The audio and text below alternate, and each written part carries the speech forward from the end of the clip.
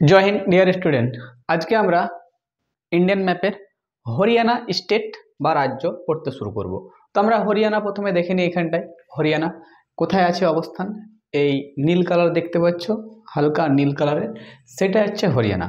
তো হরিয়ানার চারদিকে কটি রাজ্য আছে প্রথমে দেখে নিই।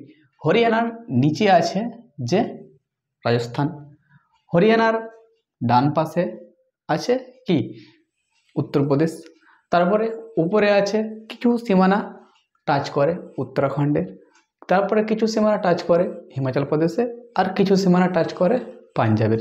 টোটাল কটি রাজ্যর সংস্পর্শে আছে? পাঞ্জাব একটি, দুটি, তিনটি, চারটি, পাঁচটি, আর কেন্দ্রশাসিত একটি অঞ্চল হচ্ছে দিল্লি। এই 6টি রাজ্যর সংস্পর্শে আছে হরিয়ানা। তো আমি হরিয়ানার মানে দেখিলে প্রথমে কি, হরিয়ানা,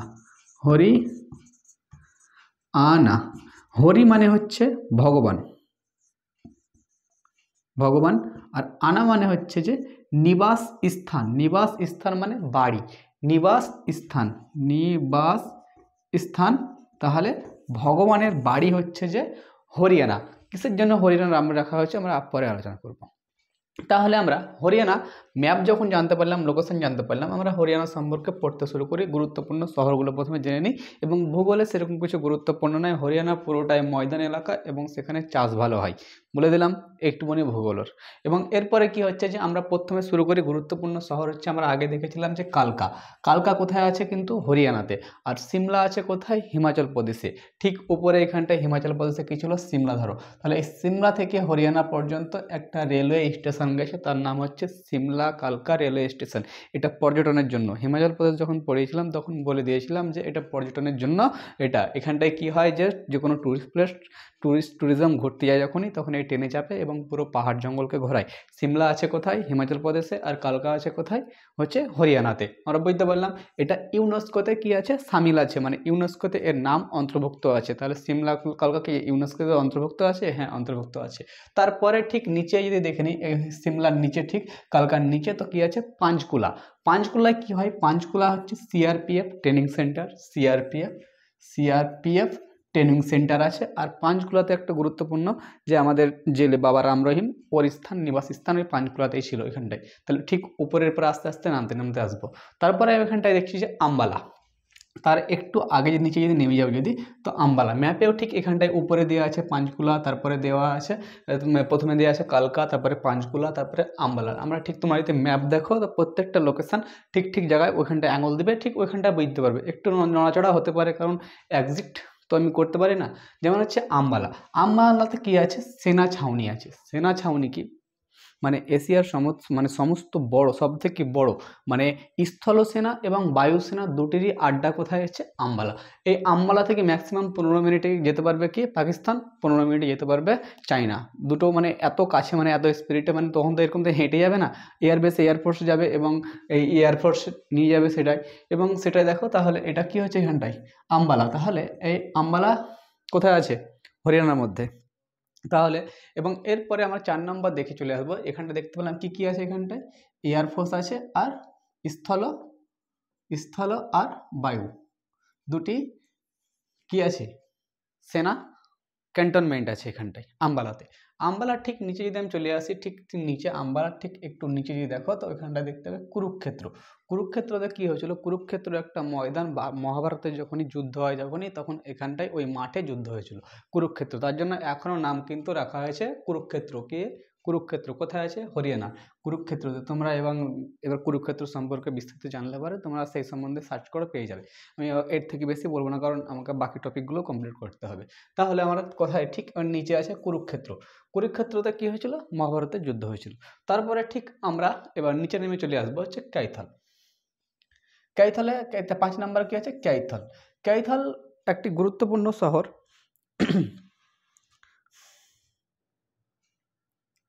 গুরুত্বপূর্ণ শহর বা স্থান। এখানটায় একটা গুরুত্বপূর্ণ ঘটনা ঘটেছিল, যে একটা পেন নিয়ে আমাকে কালি পরিবর্তন করতে হবে। গুরুত্বপূর্ণ শহর ক্যাইথাল। ক্যাইথালে কি হয়েছিল? যে এখানটায় দেখো, ক্যাইথালে 1240 খ্রিস্টাব্দে রাজিয়া সুলতান, কিন্তু রাজিয়া সুলতান দিল্লির শাসক ছিল। দিল্লির শাসক, দিল্লির সুলতান রাজিয়া সুলতান ছিল। রাজিয়া সুলতান মানে একটি যোগ্য শাসন ছিল, কিন্তু ও মহিলা ছিল, ওর যে রাজকর্মী যারা ছিল তাদেরকে পছন্দ করতো না। সেখানে কি হয়, এখানটাই কৈথালের পাশে ঠিক এখানটায় তাওয়ার হিন্দ নামে একটা অঞ্চল ছিল, তাওয়ার হিন্দ নামে অঞ্চল ছিল। এবং রাজিয়া সুলতান কোথায় যায়, এই দিল্লির শাসক ছিল রাজিয়া সুলতান। এটা দিল্লি, এটা আমি লিখিনি, এটা দিল্লি, ধরো এটা দিল্লি। দিল্লি শাসক ছিল, এই তাওয়ার হিন্দে যুদ্ধ করতে যায়। কিন্তু যুদ্ধ করতে যাওয়ার আগে ধরো যখন ছিল, ও প্রথম একজনের সঙ্গে প্রেমে ফেসেছিল। ওর নাম ছিল ইয়াকুব, মালিক ইয়াকুব। মালিক ইয়াকুব প্রথমে দিল্লিতে, ওর সঙ্গে আশেপাশে এলাকায় বাড়ি, ওর সঙ্গে প্রেম সম্পর্ক ছিল। এবার এখান থেকে রাজিয়া সুলতানা কোথায় গেছে যুদ্ধ করতে, তাবার হিন্দ স্থানে গেছে, তাবার হিন্দ স্থানে গেছে। কিন্তু এখানে গিয়ে কিন্তু হেরে গেছে। রাজিয়া সুলতান কি হয়েছে, হেরে গেছে। এবং হেরে যাওয়ার পরে একটাই মৃত্যু হতে হবে। কিন্তু কি করে, এই তাবার হিন্দ রাজাকে কি করে, অফার দেয়। রাজিয়া সুলতানা অফার দেয় যে আমাকে বিয়ে করবে। এবং তার নাম ছিল আলতুনিয়া। কি নাম ছিল, আলতুনিয়া। এই আলতুনিয়া তখন কিন্তু অ্যাকসেপ্ট করে নেয়, হ্যাঁ আমি বিয়ে করতে রাজি আছি। তখন কি করে, বিয়ে হয়ে যায়। এবং এখানটাই ছিল যে মালিক ইয়াকুব প্রথমকার ওর বয়ফ্রেন্ড একবারে ঝঁসে মরেছিল। এবং এ আর ওর রাজকর্মী, কেউ কোনো কর্মী, মানে ওর যে মন্ত্রীরা ছিল, ওকে রাজিয়া সুলতান পছন্দ করতো না, কারণ কোনো মহিলা ডমিনেট করবে, কোনো পুরুষকে এটুকু পছন্দ করবে না। তার জন্য কি করলে, ওই মালিক ইয়াকুব প্লাস ওর যে মন্ত্রিসভা ছিল, ওদেরকে একটা মিটিং করার পর ডাকাত দ্বারা যখন ঘুরে আসছিল তাওয়ারিন যুদ্ধের, মানে বিয়ে টিয়ে করে প্রেম টেম করে যা করে এই কৈথলে 1240 খ্রিস্টাব্দে ডাকাতের দ্বারা রাজিয়া সুলতানকে কিন্তু মেরে দেওয়া হয়। ইতিহাসে খুব একটা গুরুত্বপূর্ণ ভূমিকা পালন করে। তো কোন স্থানে, এই কাইথালে। কাইথালের পর আমি চলে যাব ঠিক তার নিচে আর পাশে, কৈথালের ঠিক এই পাশে আছে কার্নাল। কি আছে, কার্নাল। কার্নালে কি, কার্নালে হচ্ছে কল্পনা চাওলা, যে আন্তরিক ভূগোলের গুরুত্বপূর্ণ ভূমিকা করেছে। কল্পনা চাওলা কোথায় মানে জন্মগ্রহণ করেছিল, এই কার্নালে। তাহলে কল্পনা চাওলার বাড়ি কোথায়, কার্নাল। এবং কার্নালে গুরুত্বপূর্ণ আরেকটা হচ্ছে যে এখানটায় দুধ গবেষণা কেন্দ্র আছে, গরুর দুধ থেকে কীরকম কী, মানে দুধের কীরকম দুধ, গরুর দুধ কীভাবে বাড়ানো যায়, গরুর দুধ থেকে কি কি তৈরি করা যায়, এই গবেষণা কেন্দ্র কোথায় আছে, কার্নালে গরু গবেষণা কেন্দ্র। বুঝতে পারলাম এখানে। ঠিক তার নিচে আমি কার্নালে এখানটায় দুটি ঘটনা দেখলাম আমরা। তারপর ঠিক পানিপথের একটা হচ্ছে স্থান, সেখানে 3টি বড় যুদ্ধ হয়েছিল। যুদ্ধের কারণ এবং পানিপথে কেন হয়েছিল, পানিপথ ছিল একটা মানে সমতল ময়দান, এখানে বহুত সেনা একসঙ্গে সামনাসামনি ফ্রন্টলি যুদ্ধ করতে পারত। 3টি বড় যুদ্ধ হয়েছিল। একটি হয়েছিল 1526-এ, 1526, 1556, 1761 সালে 3টি বড় যুদ্ধ হয়েছিল। প্রথম যুদ্ধ হয়েছিল Babur plus Ibrahim Lodi, B plus আমি লিখলাম B plus I, Ibrahim Lodi. কার সঙ্গে যুদ্ধ হয়েছিল 1526-এ, বাবরের সঙ্গে ইব্রাহিম লোদি। কে জিতেছিল, বাবর। ইব্রাহিম লোদি হেরে গেছিল। বুঝতে পারলাম। তারপরে 1526-এ কার সঙ্গে যুদ্ধ হয়েছিল, আকবর প্লাস হেমু। কে জিতেছিল, আকবর জিতেছিল, হেমু হেরে গেছিল। তারপরে হেমু জিতে গেছিল। তারপরে 1761 খ্রিস্টাব্দে যুদ্ধ হয়েছিল মারাঠার সঙ্গে যুদ্ধ হয়েছিল, কার নামটা মনে আসছে না, আহমদ শাহ আবদালি। তাহলে আহমদ শাহ আবদালি, আমি লিখলাম আহমদ শাহ আবদালি প্লাস মারাঠা। তাহলে কার সঙ্গে যুদ্ধ হয়েছিল, আহমদ শাহ আবদালির সঙ্গে মারাঠি। এখানটায় মারাঠি কিন্তু হেরে যায়। তাহলে প্রথম 1526-এ যুদ্ধ হয়েছিল কার, বাবরের সঙ্গে ইব্রাহিম লোদি কি হয়, হেরে যায়। তারপরে 1556 খ্রিস্টাব্দে কার সঙ্গে যুদ্ধ হয়, হচ্ছে আকবরের সঙ্গে হেমু। কে হারে, হেমু হারে। তারপরে আহমদ শাহ আবদালি 1761 খ্রিস্টাব্দে মারাঠির সঙ্গে যুদ্ধ হয়, কে হারে, মারাঠি। তিনটি, এবং ইতিহাস যখন পড়বো তখন ইতিহাসে ভালো ভূমিকা এর পালন করব। কিন্তু এখন আমি খুব বেশি গুরুত্বপূর্ণ দিলাম না। এখানটায় দেখে নাও, এখানটায় 1526-এ, 1556, 1761 তিনটি যুদ্ধ হয়েছিল পানিপথে। এবার তো তোমাদের লোকেশান যখন জানতে পারবে তখন আমি পড়াবো পানিপথের যুদ্ধ, তখন চলে যাবে হরিয়ানা। হরিয়ানার কোথায়? পানিপথে। ঠিক দিল্লি, এখানটায় ঠিক দিল্লি আছে, দিল্লির ঠিক পাশে আছে হরিয়ানা। 7 নম্বরে। 6 নম্বরে আছে, এখানটায় দেখো 6 নম্বরে আমি একটা, এখানটায় 7 নম্বরটা পড়িয়ে দিলাম। তারপর 6 নম্বরে এখানটায় আছে, এখানটায় হচ্ছে রোহতাক। রোহতাক কি? রোহতাক হচ্ছে এশিয়ার বৃহত্তম পোশাক তৈরি হয় কোথায়? রোহতাকে, মানে এশিয়ার বৃহত্তম পোশাক স্টোর, মানে পোশাক তৈরি হয়, পোশাক আমদানি হয়, রপ্তানি হয় কোনখান থেকে? এই রোহতাক থেকে। রোহতাক ভারতের বিভিন্ন জায়গায় পোশাক তৈরি হয়, এখানটাও কিন্তু বিরাট আকারে তৈরি হয়। বৃহত্তম মানে সব থেকে বড় কথা হতে পারে। এবং আরও যেমন আমরা পাঞ্জাবে দেখলাম, পাঞ্জাবের, তারপরে হরিয়ানায় দেখছি রোহতাক, এরপরে আমরা গুজরাটে দেখব, গুজরাটের আহমেদাবাদে। সব কাপড় প্রত্যেকটা মানে স্টেটে কিন্তু তৈরি হয়, কিন্তু এখানটায় স্টেট লেভেলে হরিয়ানা সব থেকে বেশি কাপড় তৈরি হয় কোথায়? রোহতাকে। বুঝতে পারলাম। আর রোহতাক এখানটায়, রোহতাকের পাশে চলে আসে এখানটায় হিসার। হিসারে কি? হিসারে আছে, হিসারে হচ্ছে মানে মোষ গবেষণা কেন্দ্র। হিসারে কি আছে? মোষ গবেষণা কেন্দ্র।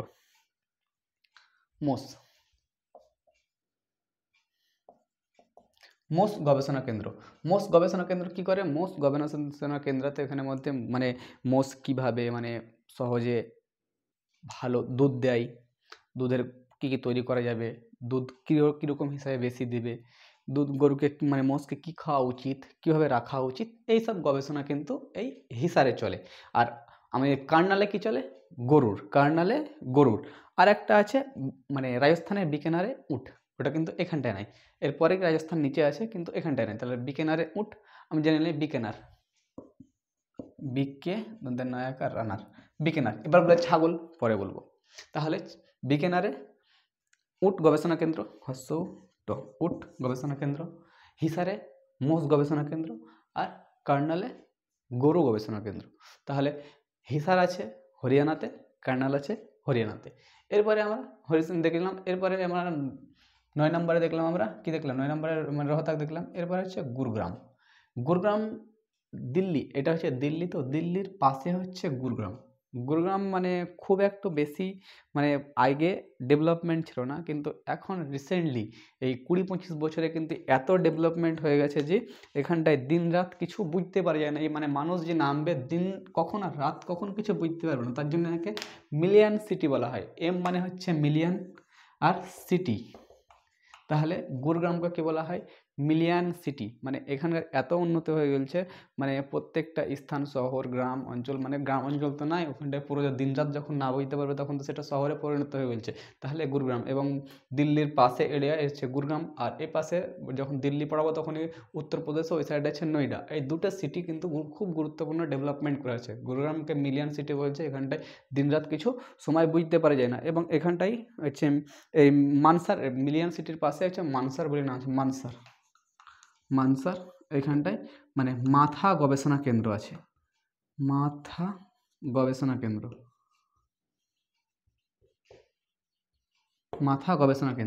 তাহলে মাথা গবেষণা কেন্দ্র। এর আমরা 10টি জিনিস আমরা গুরুত্বপূর্ণ ভূমিকা দেখলাম। আমরা প্রথম থেকে কি শেষ পর্যন্ত একটু লোকেশনটা দেখে নিই। প্রথমে সব থেকে 1 নম্বরে দেখেছিলাম কার্নাল, 1 নম্বরে দেখেছিলাম আমরা কালকাতে কি? কালকা থেকে ছিল সিমলা কালকা রেলওয়ে স্টেশন। 2 নম্বরে দেখেছিলাম পাঁচকুলা সিআরপিএফ ট্রেনিং স্টোর। তারপরে দেখেছিলাম আম্বালা হচ্ছে সেনা ক্যান্টনমেন্ট, এখানে স্থলবায়ু এবং সেনাবায়ু দুটোই থাকে। তারপরে 4 নম্বর দেখেছিলাম আমরা কুরুক্ষেত্র, এখানটায় মহাভারতের যুদ্ধ হয়েছিল। তারপরে 5 নম্বর দেখলাম কৈথল, 1240 খ্রিস্টাব্দে দিল্লির রাজিয়া সুলতানকে এখানকে হত্যা করা হয় ডাকাত দ্বারা। 6 নম্বরে দেখেছিলাম 6 নম্বরে কার্নালে গরু গবেষণা কেন্দ্র এবং কল্পনা চাওলার জন্মস্থান।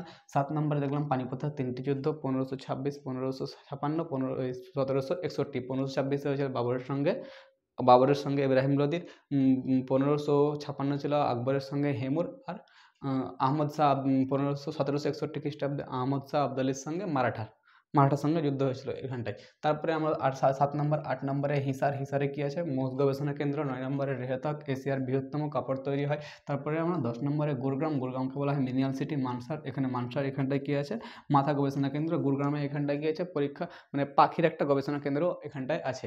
আমরা বুঝতে পারলাম এখানটা পুরোপুরি আমরা কমপ্লিট। আর এখানটাকে পুরোপুরি আমরা ভৌগোলিক এলাকা যেটা আমরা দেখছি, ভৌগোলিক এলাকা পুরোটাই সমতল এবং চাষের জন্য খুব উপকারী। এখানটায় কোনো সেরকম বড় পাহাড় পর্বত নেই। 1 নম্বর পাহাড় পর্বত আছে সিমলা কালকা রেলওয়ে স্টেশন, শিবালিকের নিচে। এতটুকুই বুঝতে পারলাম। এরপরে নেক্সট আমরা দিল্লি সম্পর্কে আলোচনা করব। এটা হচ্ছে দিল্লি, ছোট দিল্লি কেন্দ্রশাসিত অঞ্চল। এবং দিল্লি কীভাবে শাসন করে, কটি শাসন আছে, যেমন ডিডিএ, এমসিডি, বিধানসভা এবং সেন্ট্রাল গভর্নমেন্ট কীভাবে রাজ্য শাসন করে, সেটা আমরা নেক্সট ভিডিওতে আমরা জানবো। এতক্ষণ পর্যন্ত এই ভিডিওটা এতটুকুই রাখা হলো। জয় হিন্দ।